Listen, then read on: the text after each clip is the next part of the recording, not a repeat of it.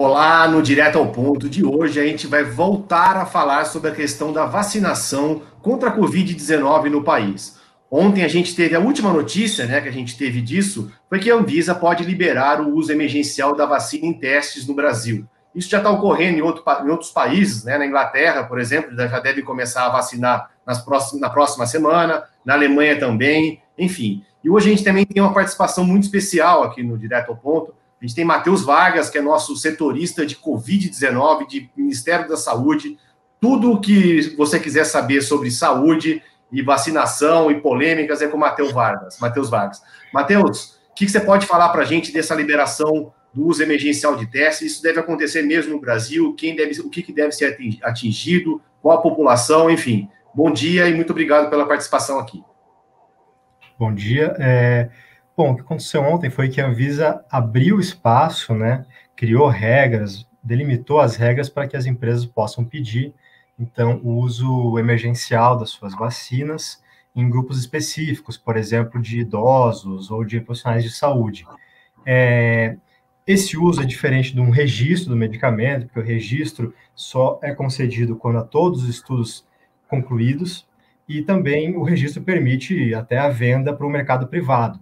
Esse uso emergencial, ele é restrito ao SUS, a um programa de governo, e as únicas vacinas que vão poder pedir esse uso, as únicas fabricantes, né, de vacinas, são aquelas que têm estudos de fase 3 em andamento no Brasil, no caso são 4, a de Oxford, a AstraZeneca, a do Butantan e Sinovac, né, que é a vacina Coronavac, a da Pfizer e a da Janssen, que é essa divisão da Johnson & Johnson. É difícil afirmar se a gente vai ter o uso emergencial dessa vacina, porque tem uma série de variáveis. Primeiro, uma empresa tem que pedir a autorização para esse uso. E para pedir, ela vai ter que ter feito algum tipo de acordo com o governo, com o SUS, porque ela só pode ser usada de forma experimental dentro de um programa de governo.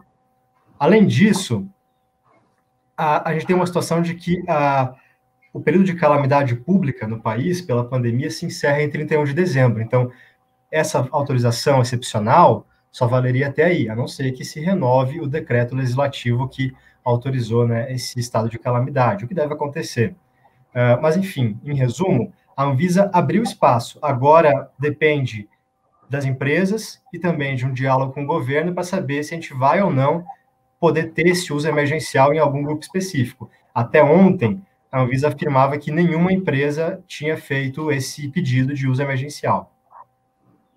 Legal. Matheus, e hoje, né, hoje chegou mais uma carga, né, de vacina do imunizante da Coronavac, né, chegou uma carga a granel que vai ser transformada em vacinas em São Paulo, né, que é a vacina que é desenvolvida pelo governo do estado de São Paulo, que tem muita polêmica em relação ao governo federal, né, o próprio presidente Jair Bolsonaro desautorizou o ministro Eduardo Pazuello da Saúde a fazer essa compra dessa vacina que ele chama de vacina do João Dória, pelas brigas políticas, e ontem, você acompanhou, né, a gente publicou, o ministro Pazuello falou que são pífias aí as propostas apresentadas pelos desenvolvedores de vacina no Brasil, mas sugeriu aí comprar o modelo da Pfizer, né, por meio daquele consórcio, o COVAX Facility, que o governo brasileiro participa, né. Já tem alguma previsão no Ministério da Saúde qual vai ser a primeira vacina e como vai ser feito isso no país, ou ainda está muito incipiente essa discussão, Matheus? Olha, principalmente depois desse caso do Pazuello com o Bolsonaro, que o Bolsonaro forçou, né, o Ministério da Saúde a recuar e a dizer que, na verdade, não ia comprar a Coronavac, que é a vacina desenvolvida pelo Instituto Butantan junto com a farmacêutica chinesa Sinovac, o Ministério da Saúde está muito reticente. O Ministério da Saúde, na verdade, está muito tutelado, né, pelo Palácio do Planalto. E o ministro Pazuello, que teve que passar por aquela humilhação pública de dizer, numa live, quando estava com coronavírus ao lado do Bolsonaro, de afirmar, olha, senhores, é muito simples, um manda e outro obedece, para justificar, né, que fez esse recuo e que disse que não ia mais comprar a Coronavac. Ele já falou a alguns interlocutores e que não quer se meter em nova briga política. E que então ele está empurrando meio com a barriga, assim, essa história. Está dizendo que só vai falar em compra de vacina agora quando tiver algum produto registrado na Anvisa. Ontem mesmo, nessa audiência pública no Congresso, o ministro citou que o Brasil já tem 300 milhões de doses acordadas, negociadas. Aí eu explico um pouco essa conta. São cerca de 100 milhões de doses do acordo de Oxford, AstraZeneca com a Fiocruz, e essas 100 milhões seriam no primeiro semestre, que a AstraZeneca, no caso, vai entregar para o Ministério da Saúde, mais 160 milhões que a Fiocruz, segundo o ministro, teria condições de fazer no segundo semestre, e as outras 40 milhões seriam por meio desse acordo da COVAX Facility, porque nesse acordo que o Brasil entrou, com um investimento de 2,5 bilhões de reais, esse acordo prevê que o Brasil vai comprar doses para 10% da sua população. Ali, numa matemática meio grosseira, mais ou menos 20 milhões de pessoas, que daria 40 milhões de doses, porque a expectativa é de que se tenha 2 doses, né, para vacinar cada pessoa. Então, essas 300 milhões, por exemplo, mesmo, não seriam para 300 milhões de pessoas, que até seria superior à população brasileira, seria para cerca de 150 milhões, e o Ministério sempre coloca ali uns 20% de margem de perda, né, no transporte e tudo mais. Mas o curioso é que, né, quando ele citou esses acordos, ele simplesmente ignorou que o Butantan, que o governo de São Paulo, tem um acordo também com a Coronavac, né, para a fabricação da Coronavac. Ele não citou.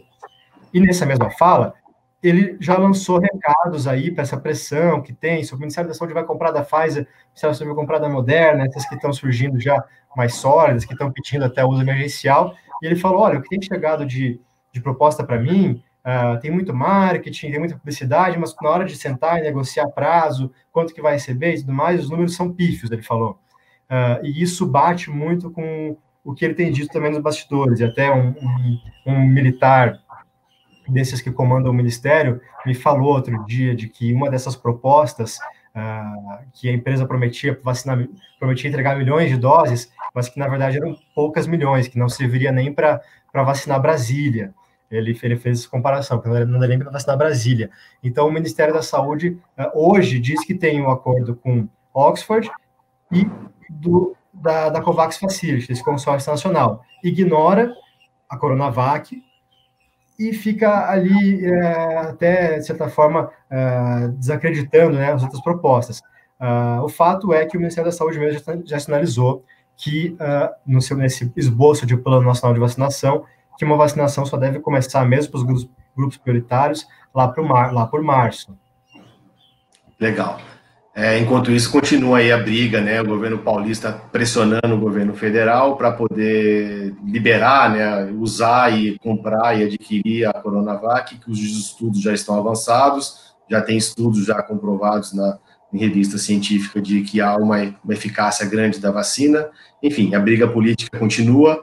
Muito obrigado, Matheus, pela participação aqui com a gente. É sempre bom revê-lo, né? A gente está separado aí justamente por causa dessa pandemia. E muito obrigado a todos por nos acompanhar aqui nesse Direto ao Ponto, aqui do Broadcast Político. Até a próxima.